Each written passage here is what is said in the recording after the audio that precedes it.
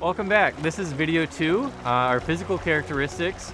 We'll be looking at the size, the shape, and the flow of our two streams, Bear Creek here and Indian Mill Creek. But first, we're going to take a look at some important parts of a healthy stream.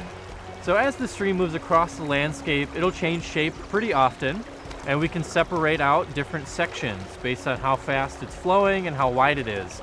And this section, or reach, is called a riffle right behind me. Riffles are really important. They're a section of fast, shallow water that's broken up by rocks and woody debris. There's often a lot of macroinvertebrates living within the rocks as well, scraping off algae or eating things that float by. And riffles are really important because they oxygenate the water. So having a riffle in your stream is an important part of being healthy and providing a lot of good habitat to the organisms that live within it. So as the stream moves across the landscape, it might slow down a little bit, get a little bit deeper. This reach here is called a pool.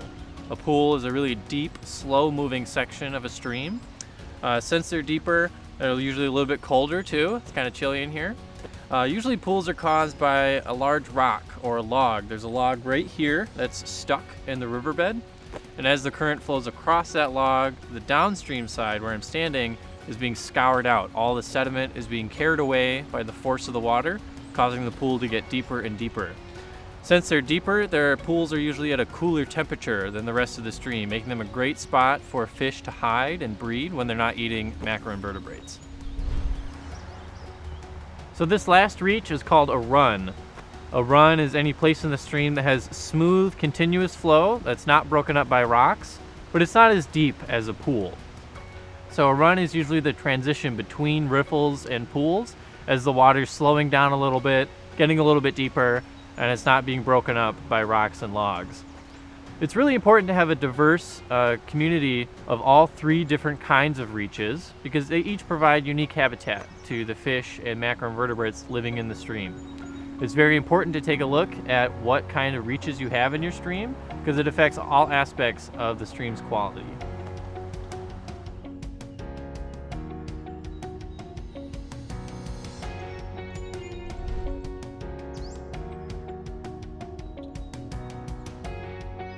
So now we're going to do our physical tests. We'll be measuring the width, the depth, and how fast the water is flowing for each of our creeks.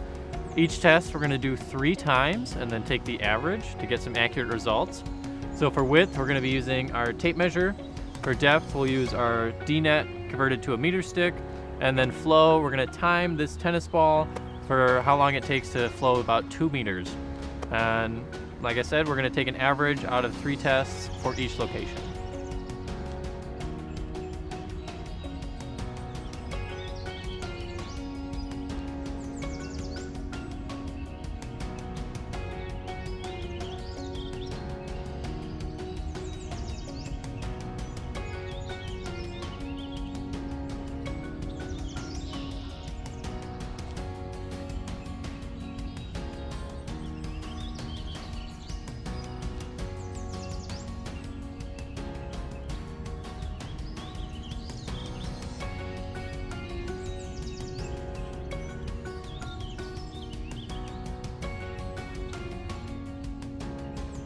So the last of the physical characteristics we'll be doing is measuring our stream flow.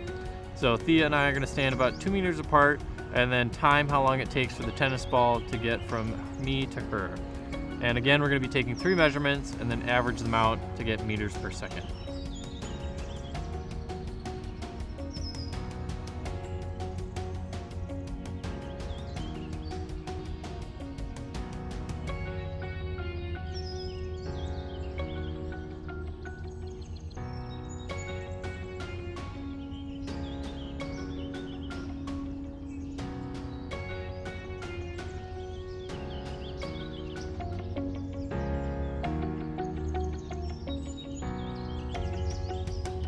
So in addition to the data we just collected, it's very valuable to take a qualitative look at the stream as well. So just look around for possible sources of pollution. That'll help you get a bigger picture of the stream's quality. So for example, there's a large lawn here at Townsend Park, but most of the stream is a forest surrounding it, but there is also a nearby road. Richmond Park has a lot of lawn, but one side of the stream is a junkyard. And so the surroundings of a stream will affect the organisms living in the water either for better or worse. The junkyard is probably a source of pollution, while the forest can clean pollution out of the stream. That wraps up our physical characteristics video. Stay tuned for our chemical measurements coming up next.